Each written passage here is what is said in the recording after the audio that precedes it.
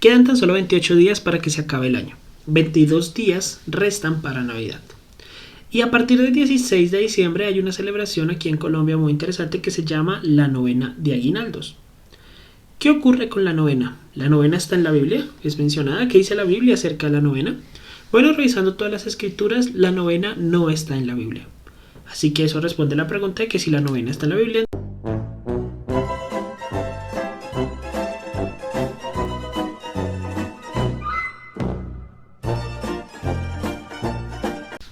Pero no, bueno, ya hablando un poco más en serio, la pregunta realmente no es si la novena está en la Biblia o no. Creo que todos sabemos que no está en la Biblia. La pregunta es, ¿cuál es la actitud del creyente frente a la novena? Oremos. Señor Dios Padre Eterno, te damos gracias por este día. Gracias, Señor, te damos por la oportunidad que nos das de estudiar tu palabra. Gracias, Señor, te damos por las oportunidades que tú generas, Señor, para que nosotros podamos predicar del Evangelio. Ayúdanos a ser sabios, Señor, a ser prudentes y que todo lo que hagamos lo hagamos de corazón para ti. Guíanos, Señor, en esta mañana y oramos en los méritos de tu Hijo amado Cristo Jesús. Amén. Primero hay que entender su origen. La novena de aguinaldos es una publicación del año 1743, escrita por Fray Fernando de Jesús Larrea, un ecuatoriano nacido en el año 1700, que era predicador tanto en Ecuador como en Colombia. La novena fue escrita como un encargo para un colegio católico en Bogotá. Tanto el predicador como el colegio son católicos. Es decir, la novena es un escrito católico pensado para apoyar las instrucciones que se daban en un colegio. El propósito era hacer una remembranza de los meses previos al nacimiento de Jesús y que terminaba con la llegada al pesebre en Belén. Hay que tener presente que más adelante a esta novena se le añadieron los coros y las cuestiones más alegres. Al principio eran solamente los rezos. Eso estoy hablando de la publicación original, o sea, estoy hablando de la novena original, lo que inició la tradición que pues se ocurre en Colombia, Venezuela y principalmente Ecuador, también creo que en Perú ocurre. Entonces eso fue lo que inició la tradición. Lo que inició la tradición es este escrito y allí nace la tradición. Si se fijan, es una tradición muy antigua, tiene menos de 300 años, pero pues ha ganado mucha fuerza. Ahora hay que tener también en cuenta que su enfoque en los últimos años ha cambiado. Ha cambiado porque se ha perdido mucho de la conexión religiosa de la celebración. Ya no se hace tanto el énfasis religioso, aunque sí también se tiene mucho énfasis en algunos lugares, porque pues su origen es meramente católico. Pero al igual que ha ocurrido con la Semana Santa, lo solemne de la celebración se ha ido perdiendo. En Semana Santa, hace algunos años, muchos años, pues la gente no se dedicaba a hacer otras actividades, sino solamente el recogimiento espiritual, y ahora ya pues es un periodo más de vacaciones. Lo mismo ocurre con la novena, ya no es tan vinculada al tema religioso, sino que es más un tiempo para compartir, ya sea con familiares y amigos o con compañeros del trabajo. Ahora, como la Biblia no habla directamente de la novena, lo que podemos hacer es examinar qué principios bíblicos tenemos con respecto a celebraciones religiosas o a tradiciones de los hombres o a tradiciones culturales, porque podemos asumir que la novena es una tradición católica, pero también es una tradición cultural de nuestro país. Entonces, revisando las escrituras vamos a encontrar algunos principios. La semana pasada hablamos de que estábamos completos en Cristo. Esto significa que en Él tenemos toda la plenitud y que nuestras necesidades no deben ser satisfechas por el pecado, sino en Él mismo. Pero también en este pasaje, más adelante, en el mismo Colosenses, capítulo 1, versículo 16, nos dice algo curioso que les está pasando a los judíos. Lo mencionamos la semana pasada también.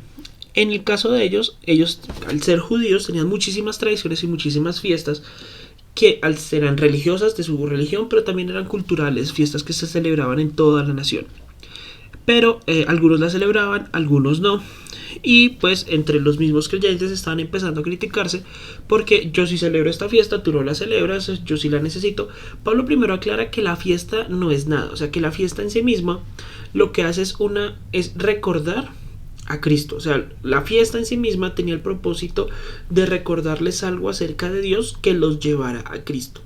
Y les dice: por tanto, nadie os juzgue en comida o bebida, o en cuanto a días de fiesta, luna nueva o días de reposo. Él aclara que nadie los puede juzgar porque si se entiende que la fiesta no salva o que la fiesta no me hace más acepto ante Dios, no hay ningún problema. Podían participar de las tradiciones judías, ellos podían hacerlo, podían no hacerlo. El principio se basa primero en no juzgar, punto número 1. Segundo, en Corinto ocurría algo similar, pero no con respecto a las fiestas, sino con respecto a la comida. Resulta que en la antigüedad la mayoría de carnicerías eran de carne que se había sacrificado a los ídolos. Entonces lo que estaba pasando es que algunos hermanos decían, yo sí como, no hay problema, yo puedo comer de sacrificado a los ídolos porque no es nada. Y otros hermanos decían, yo no como, pues porque eso es sacrificado a los ídolos, eso está mal, eso es pecado. Pablo aclara en 1 Corintios 8:4 que acerca pues de las viandas que se sacrifican a los ídolos, sabemos que un ídolo nada es en el mundo y que no hay más que un Dios. Pues aunque haya algunos que se llamen dioses, sea en el cielo o en la tierra, como hay muchos dioses y muchos señores, para nosotros sin embargo solo hay un Dios, el Padre, del cual proceden todas las cosas, y nosotros somos para Él, y un Señor, Jesucristo, por medio del cual son todas las cosas y nosotros por medio de Él. Pero no en todos hay este conocimiento, porque algunos, habituados hasta aquí a los ídolos, los comen como sacrificado a los ídolos, y su conciencia, siendo débil, se contamina. Ahora, ¿qué ocurre? Pablo dice que se puede comer los sacrificados a los ídolos, sí. ¿Se pueden celebrar las fiestas? Sí. ¿Por qué? Porque ni los ídolos ni las fiestas son nada. Lo que se debe hacer es, primero, en Colosenses hablamos de no juzgar los unos a los otros. Y en Corintios nos habla acerca de los hermanos débiles en la fe. Más adelante menciona, pues ni porque comamos seremos más, ni porque no comamos seremos menos, pero mirad que esta libertad vuestra no venga a ser tropezadero a los débiles. En el caso de los sacrificados a los ídolos, incluso en el caso de las fiestas o celebraciones o tradiciones que puedan lastimar o herir a mis hermanos, yo no debería hacerlo. Ahora, hay que revisar si la celebración o la fiesta puede ser una causa de tropiezo para mis hermanos. Si es una causa para tropiezo para algún hermano, no debería hacerlo. Pero esto no se refiere solamente a las fiestas, sino a cualquier actividad, sea comida, sea bebida, sea deporte, sea alguna actividad que pueda servir de tropiezo a algún hermano. No debería hacerlo, debería poder abstenerme a hacerla. Con respecto a las fiestas se aplica lo mismo. Si una fiesta o celebración puede lastimar a uno de mis hermanos, no la debo celebrar o no debo participar en ella. Ahora bien, también hay que mirar el propósito de la fiesta o la motivación de la fiesta. Hay muchas celebraciones y fechas establecidas por la Iglesia Católica de las cuales nosotros participamos. El ejemplo más claro es la misma Navidad. La Navidad es una celebración. Esta fecha, la que se estableció, en la que actualmente celebramos la Navidad, no es la fecha que corresponde al calendario o al nacimiento de Jesús. Es la fecha que la Iglesia Católica decidió que se celebraría y pues todos la celebramos en esa fecha. Coincide con muchas otras fiestas de otras religiones y se asume principalmente al hecho que la Iglesia romana cogió una fiesta donde ya había una celebración y le atribuyó el nacimiento de Cristo para pues no quitar la celebración, sino solamente cambiarle el propósito. ¿Listo? Y nosotros, la mayoría de los creyentes, participamos de esta celebración. Ahora, no participamos con el enfoque en el cual existía la fiesta anterior, la fiesta que los romanos reemplazaron. La celebramos recordando el nacimiento del Señor. Y así ha ocurrido con muchas otras celebraciones. La Iglesia Católica celebra una cosa, atribuye el festivo, y nosotros, como protestantes, como evangélicos, como personas que estudian o tienen como principal autoridad la Biblia, hemos tomado esas fechas y hemos ajustado el enfoque para un enfoque más bíblico que nos permita compartir y crecer en el Evangelio. Algo curioso que dijo Jesús en Lucas 9:50, cuando los discípulos encontraron a un hombre que estaba echando fuera demonios a nombre de Jesús, pero que no lo seguía, los discípulos decidieron prohibírselo porque decían, no, este no va a andar con nosotros, este no va en pos de Cristo. Y Cristo les dijo, no se lo prohibáis, porque el que no es contra nosotros, por nosotros es. Actualmente nosotros actuamos muy diferente. Actualmente nosotros como iglesia general, como hijos de Dios, nosotros actuamos de la forma en la cual si alguien no hace exactamente las cosas como las que nosotros hacemos, si alguien no usa los títulos y nombres que nosotros hacemos, independientemente que la obra que la persona haga sea bíblica, o sea, tenga soporte bíblico, o sea, corazón, pero si su forma es diferente a la nuestra, nosotros buscamos prohibírselo o a veces buscamos atacarlos. Si algún hermano decide celebrar la novena con un enfoque bíblico, es decir, en lugar de tomar los rezos y oraciones escritos por la Iglesia Católica, decide durante 9 días recordar la obra o la encarnación de Cristo o el nacimiento de Cristo o predicar el Evangelio durante 9 días, aprovechando que mucha gente va a estar dispuesta a participar de la novena, podemos llegar a prohibírselo cuando Jesús es claro. Si no va en contra de Cristo, es a favor de Cristo. Entonces hay que aprovechar esas oportunidades. Pablo nos deja un ejemplo muy, muy genial de cómo coger una celebración, una fiesta o algo culturalmente pagano y usarlo para predicar el evangelio. Ahora, Pablo lo hace de una forma muy, muy categórica y coge algo que nosotros normalmente no hubiéramos tomado para nada. Resulta que los griegos tenían muchísimos, muchísimos dioses, demasiados dioses.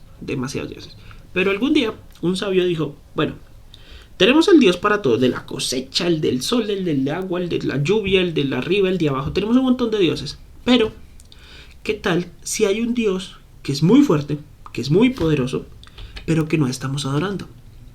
Y se enoja. Se enoja con nosotros porque no lo adoramos, por ignorantes. ¿Qué hacemos?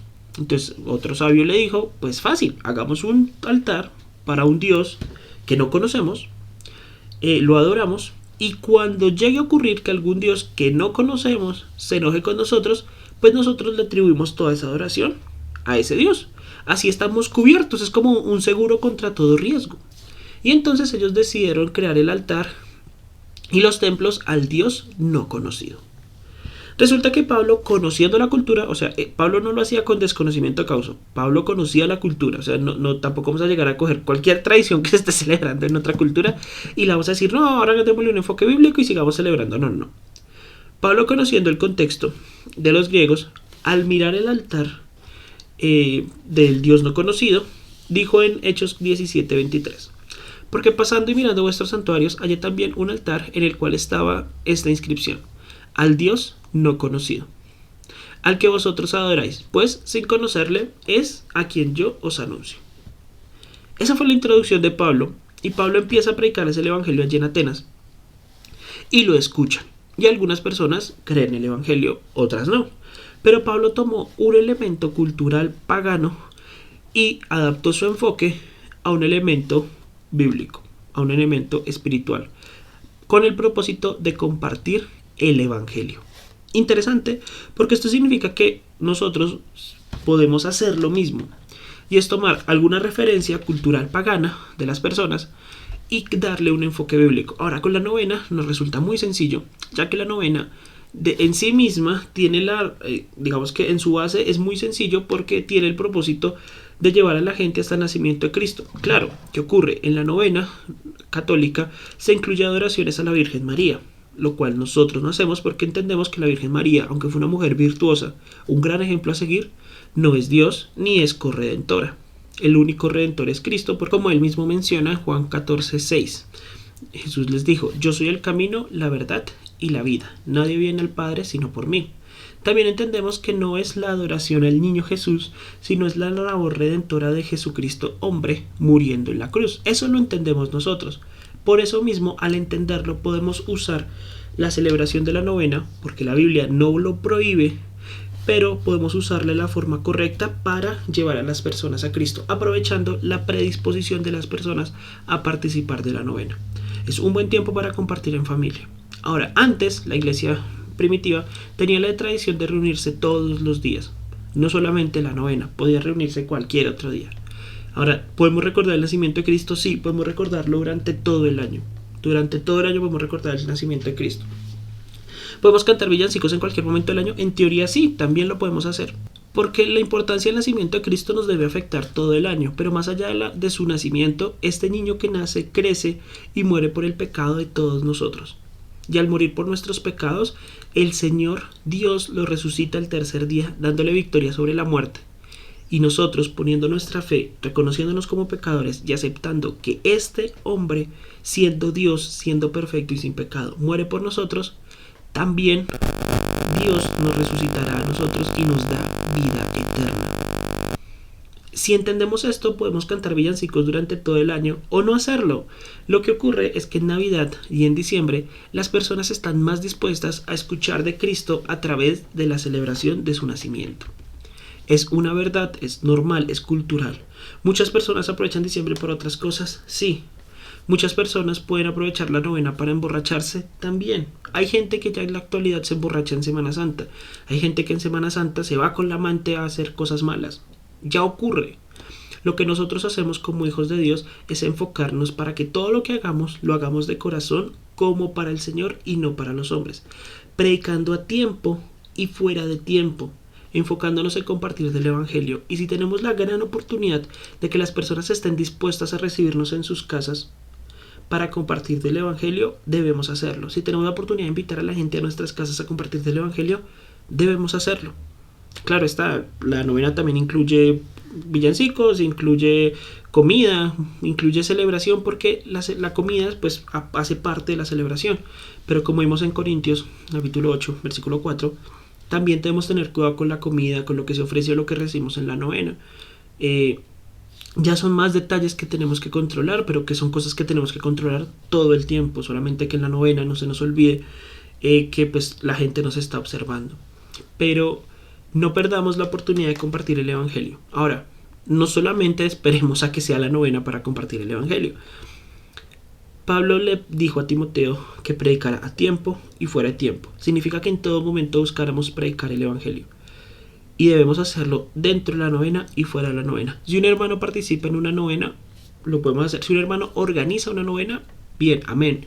Siempre y cuando sea para glorificar al Señor. Si nos invitan a una novena, excelente. Podemos ir y compartir del Evangelio. Incluso decir que si nos dan un momentico para hablarles acerca de este bebé que nacerá el 25 de diciembre y ¡pum! Compartirles el Evangelio y el mensaje de salvación. Eso lo tenemos que hacer porque es lo que Cristo hacía.